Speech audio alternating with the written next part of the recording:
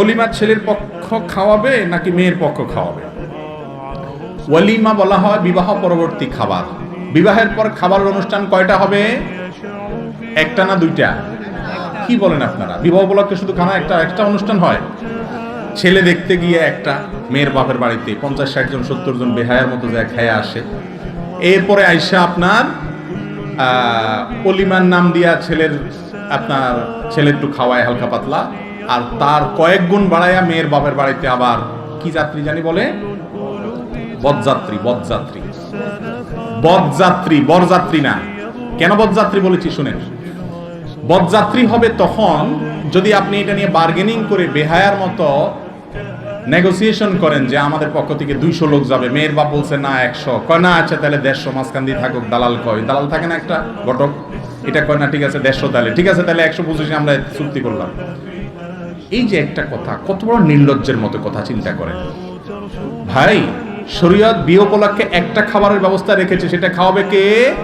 ছেলে।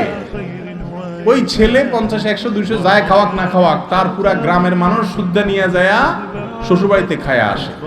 ওই বেচারা মেয়েটাকে জন্ম দিয়ে লালন পালন করে এই তো বড় করে দিয়েছে, এই মেয়ের সকল সার্ভিস, এত বড় মেয়েটাকে তুলে বাড়িতে নিয়ে আসছেন, সারা জীবনের জন্য আপনার বাড়িতে সার্ভিস দিবে। আপনি তো শ্বশুর মশাইরে সালাম করতে করতে জীবন পার করবেন, উল্টা বেহায়ার মতো বেচারা মেয়েও দিছে, আবার খাওয়াবেও, আবার যৌতুকও দেয়। এটার নাম হলো ডাকাতি। এই জন্য বললাম এটা বরযাত্রী, এটা কখনো বরযাত্রী। আপনি আপনার বাপ চাচা 2-4 জন মুরব্বী যাইতে পারেন বড়জন, বিয়ে উপলক্ষে খাওয়াবে ছেলে। কিন্তু আমাদের সমাজে বিশেষ করে মেয়ে জন্ম দিয়া বাপ মা যেন ভুল করে ফেলছে, অপরাধ করে ফেলছে। যুবকরা, এই অনাচারের বিরুদ্ধে আপনাদেরকে দাঁড়াতে হবে যে আমার বিয়েতে অনাচার আমি করতে দিব না। মুশকিলের এটা যখন বলবে তখন মুরব্বীরা বলবে বাবারে বিয়ের আগে হাতে শ্বশুরবাড়ির পক্ষে কথা কয়, বিয়ে করলে জানে কি করব, ঠিক না ভাই? ঠিক বলবেন না। আমি উল্টা পাল্টা অন্যায় ভাবে শ্বশুরবাড়ির পক্ষে টানবো না ইনশাআল্লাহ। মা বাবার সাথে কারোর কোনো তুলনা নেই, মা বাবা মাথার উপরে। আমি আপনাদের কথার বাইরে চলবো না, কিন্তু যেই কথা আপনাদের মানতে গেলে জুলুম হবে আরেকটা মানুষের উপর, সেটা করা যাবে না। হ্যাঁ, কোনো মেয়ের বাপের অডেল আছে, সে নিজে খুশি মনে খাওয়াইতে চায়, বরং জোর করে আপনাদেরকে নিয়ে খাওয়াইতে চায়, সেটা আপনারা খাইলেন, অসুবিধা নেই। কথা বুঝাতে পারছি? কিন্তু এই কালচারটা দূর করতে হবে। কালচারটা যে আপনার না হয় সামর্থ্য আছে খাওয়াবেন, কিন্তু তখন সমাজে একজন গরিব বাবা, সে তো ধার করে কর্জ করে সুদের উপরে টাকা নিয়েও খাওয়াইতে হবে, ঠিক না ভাই? ঠিক।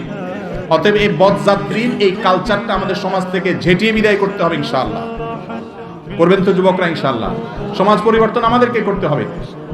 ইসলাম বলেছে তুমি বিয়ে করছো তুমি খাওয়াবা ভাই, তুমি আবার যাই আরেকজন তো চাঁদাবাজি করবে কেন? করে তো করে, আবার টেবিল চেয়ার নিয়ে আপনার চাঁদাবাজি করে, আছে না নেই?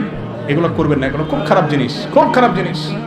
খাওয়ানো তো খাওয়ানো, আবার আসার সময় জিনিসপত্র কত করে নিয়ে আসে। আমার মনে হয় এর চেয়ে বড় ডাকাতি বাংলাদেশে আর দ্বিতীয়টা নেই। ওলা একটা জন্ম দিয়ে কিছু একটা ঘটায় ফেলছে। হ্যাঁ, এবার দেখতে গিয়া খাওন, এমনি গিয়া খাওন, হেমনি গিয়া খাওন, আবার শীত নাস্তা, আবার আপনার ওই যে শীতের কি বানি ফলের মৌসুমে ফল পাঠানো, হাজারো অনাচার, এগুলো সব চাঁদাবাজি ডাকাতি। এর চেয়ে ডাকাত ভালো, ডাকাতের অস্ত্র দেখে আপনি সাবধান থাকতে পারেন। আর এটা হলো ভদ্রবেশে ডাকাতি। এই ডাকাতি করবো আমরা? আল্লাহ আমাদেরকে বুঝার তৌফিক দান করুন। বিয়ে উপলক্ষে খানা কয়টা হবে? একটা। সেটা কে খাওয়াবে? ছেলে না মেয়ে পক্ষ? ছেলে পক্ষ খাবেন, মেয়ে পক্ষের বাড়িতে দর দস্তুর করে লোকজন নিয়ে, ভাই পুরো এলাকা মানুষ নিয়ে আপনি খাওয়াইলে কি লাভ হবে বলেন তো? কি লাভ হবে বলেন? সম্পর্ক হয়েছে দুইটা ফ্যামিলির মধ্যে, হাতে মুতে খাইলো, লাভ হইলো কি বলেন? মাঝখান দিয়ে ওই বেচারার টাকা নষ্ট হলো, আপনার কি লাভ হইলো? সমাজের মানুষ কি বলবে ওই সমস্ত দিক না থাকে, কোরআন হাদিস কি বলে সেটা মানবেন তো ইনশাআল্লাহ?